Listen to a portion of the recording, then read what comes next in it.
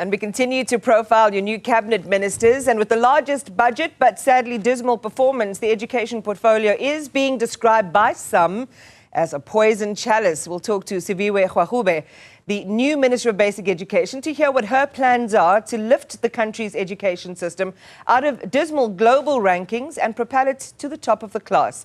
Minister, good morning to you. Congratulations. It's now official. But it's also a big month for you. You celebrate your birthday in a few days' time. What does this appointment mean to you personally?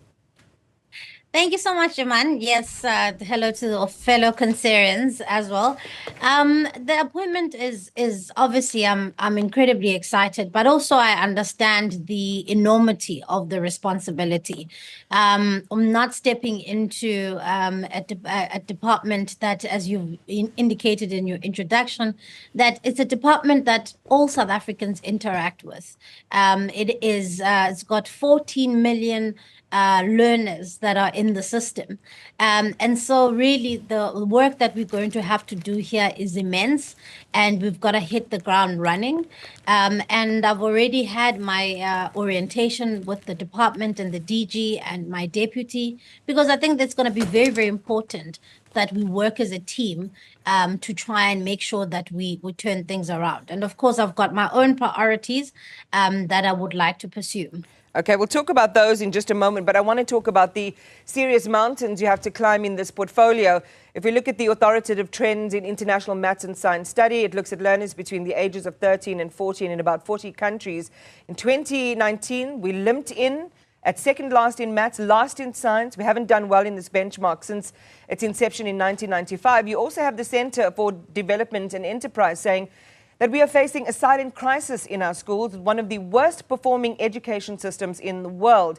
They also note that, amongst others, the typical grade 6 child in Kenya is around 2 to 3 years of learning ahead of a grade 6 learner in the Eastern Cape. So these are some massive hurdles that you are facing. What are your thoughts on the scale of the task ahead of you?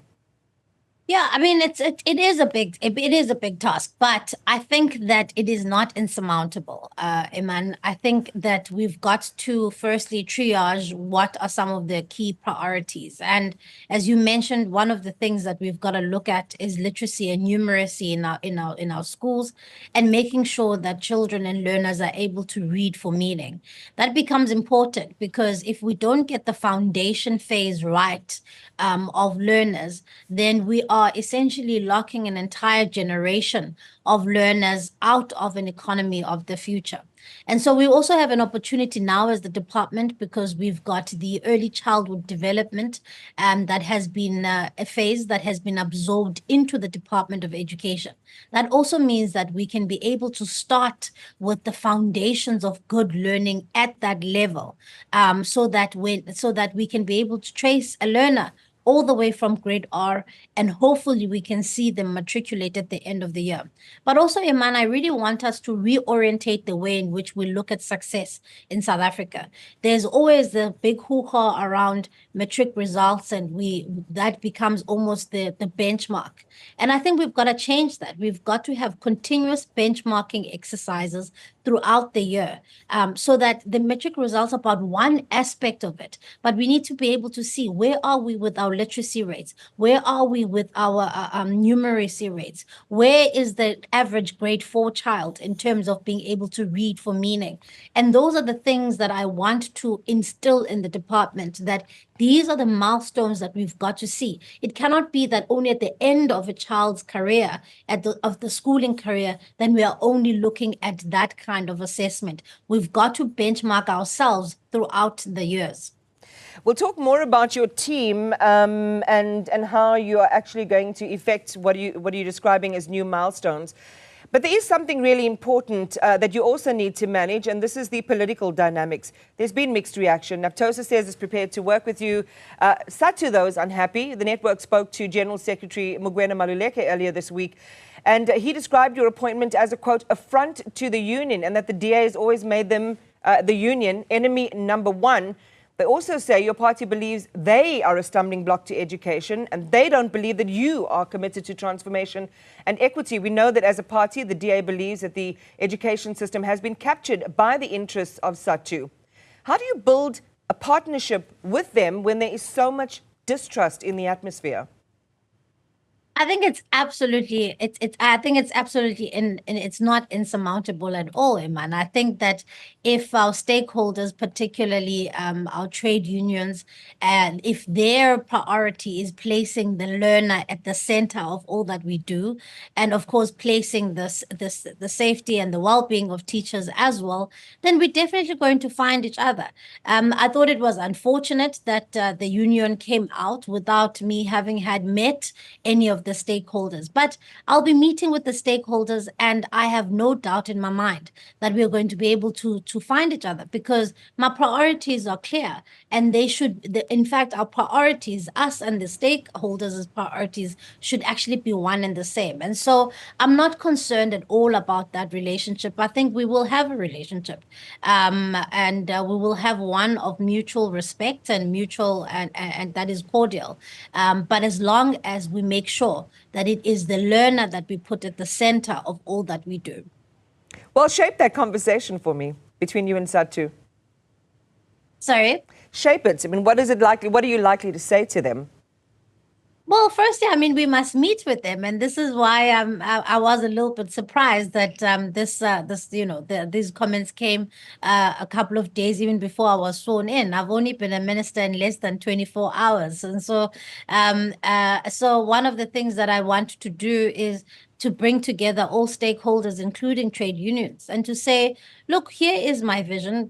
I've taken the time to immerse myself in the department. I now understand all that there is to understand about the department, its challenges, its current issues.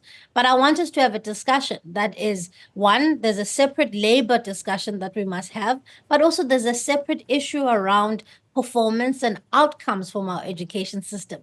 And I think often, and the big problem here is that often the two are mixed, whereas they should not be. When we're having a discussion about labor issues, that's separate. When we're having a discussion about how are teachers delivering a service to learners, that's a separate discussion. And also to say to them, my door is open. I will not have all the answers. This is why we need industry experts. This is why we need trade unions as partners. This is why all our stakeholders are important. And so I'm not coming here to deliver on a party mandate. I am the Minister of Basic Education, and that means that I have got 14 million learners that I've got to look after across the country in all 9 provinces. And so I think there shouldn't be a fear about which political party that I come from. The differences between the political parties are resolved in the GNU and in the political channels. They will not be resolved and tussled with in the platform that is the department. The department must work and it must deliver its core mandate, and that is to serve the learners of this country. And so I think there's absolutely nothing to worry about. But of course, Iman, I can understand. Change is difficult. My predecessor was in this department for 15 years. And so change is difficult. I am younger. I am fresher. I do have different ideas about how we can really boost the system. But I'm not here to, purge, or I'm not here to fight political battles. And so I welcome the engagement with Satu in a couple of weeks when I'm meeting with other stakeholders. Are you saying Angie Motshekga, your predecessor, got stale? No, not at all. I think that we must always be careful not to say that people who have been around for a long time become stale. I think the sweet spot is a mixture of both young and experienced people and leaders in government. But I wish Ms. Motshekga very well in her new role as Minister of Defense. We had a lovely conversation yesterday at the swearing in, and we will be actually having a meeting together next week where she'll be giving me a handover. And I think that's invaluable. I want to have a good relationship with her. Remember, she's had many, many years in this sector. So fresh thinking is welcome, but also continuity is important. If there's time, we might go back to that meeting. But I think what you're expressing, that you are not here to deliver on a party mandate, is really seeing the GNU and the results of those appointments in motion? Because your party manifesto is clear. I mentioned an aspect of it when it came to SATU in terms of, in terms of their position in education. And here's another one, because you're likely to cause trouble with them as the largest teacher union in South Africa, because your party opposes the Basic Education Laws Amendment Bill. It's yet to be signed in law by the president, but your federal chair, Helen Zille, has said the Bella Bill, not negotiable for us. The right of school governing bodies to determine the language policy of the schools is a red line. The ANC has known about it from day one. So, what next for this piece of legislation, given what you're saying? You're not here to put a stamp and rubber stamp the party's mandate. You're here to do what's best for education. Yeah. Look, I mean, with the Bella Bill, again, what is important is to note that it is now before the president. And what I intend on doing is I've studied the bill and I've studied it carefully. There are aspects of the Bella Bill which many stakeholders around the country have expressed dissatisfaction with. And one of the things that I would like to do as soon as next week when we have our cabinet meeting is to engage the president on them. I don't think it's wise to throw the entire bill out with the bathwater. I think there are commendable aspects within the bill which we can keep, but there are certain aspects which does disempower local authorities on certain aspects. And so how I would like to deal with this matter is, of course, there is the party policy and the party position on this, which is well known. But I would like to deal with this from a more government process point of view, which is to say the president has the prerogative to send the Bella Bill back to Parliament. We can send it back, and there can be aspects of it which can be dealt with. And once they are dealt with, I have no doubt in my mind that it can be able to go back to the president's desk and it can be able to assent it into law. And so I want to be careful not to simply throw the entire thing out, but there are big problematic aspects of it which we've made known about in the opposition benches. But now in this role, what I've got to do is I've got to constructively engage the president to say, these are some of the aspects that we believe are not helpful. Can we send it back to the PC to be able to be deliberated on once again? Other big issues, the SGBs just want you to shut down drugs and violence. Pregnancy rates you've seen in the last fiscal year, more than 150,000 girls between 10 and 19 becoming pregnant. Your predecessor, Minister Motshekga, presented a policy to prevent and manage learner pregnancy in schools to the Parliamentary Committee on Basic Education earlier this year. You've talked about the Bella Bill, but how will you approach other plans made before you arrived to deal with some of these serious issues? And that's why I think the engagement with the team is very, very important, because I've got to have a good handle on some of these things that are on my table. I mean, there are court cases, for instance, that are ongoing. There are things that are the department has been humming with or without a government for the past month. And so, and of course, I mean, these are social ills that we have got to deal with within the system. And a lot of it, Iman, actually is going to require some robust engagement with our own cabinet colleagues about some of the intervention that we need to have. For instance, when I was talking about pit toilets as an example, I mean, that's something that we've got to engage directly with Public Works. And luckily, my colleague, Minister McPherson, I've already spoken to him about saying, I need this as a priority. Things around, for instance, learner pregnancy in schools, that's something that SGBs and parents have to come to the table and work with us on how do we make sure that we are the work that we are doing in schools and teaching learners about certain behaviors, how are those re-emphasized at home? How do we partner with parents in dealing with some of these social ills? But also, for instance, issues around misconduct of teachers and learners. I mean, that is a criminal matter. And that is, again, something that my colleague and I and cabinet have to talk about. Yeah. That, it's not learner pregnancy when a teacher essentially rapes a child.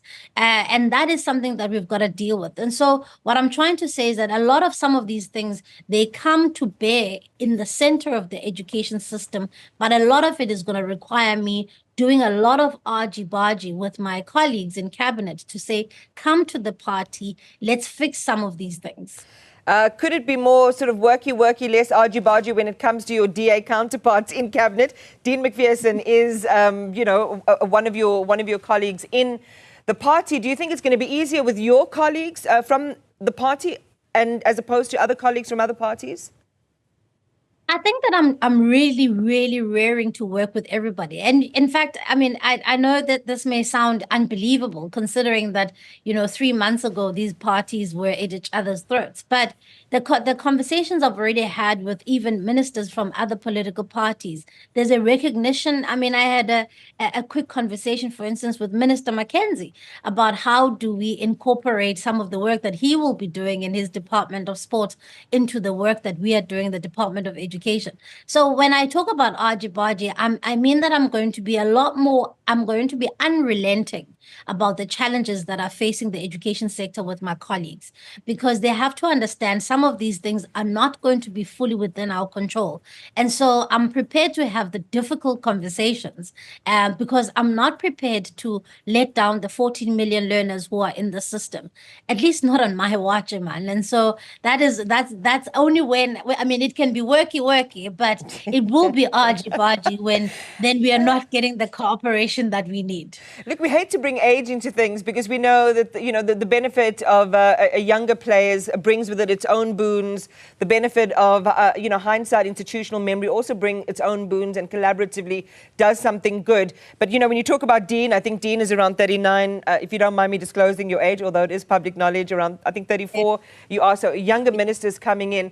It sounds also like you have this sort of activist mantle that you're wearing as well, Siviwe. Would that be a right characterization? Yeah, I mean, and I think that, and that's why I think it should be a mixture. I think that firstly, I'm glad South Africa is finally getting leaders in politics that are representative of our demographics. I think young people have been really wanting to see themselves represented in government, in parliament, and in various different spaces as industry leaders. So I think it's a positive thing. But I also think it's very important that people with institutional knowledge are not sidelined. One of the things, I had an interesting conversation with somebody who's been working in the sector for many years. And for instance, I would love to have people like that advising in that consultative forum.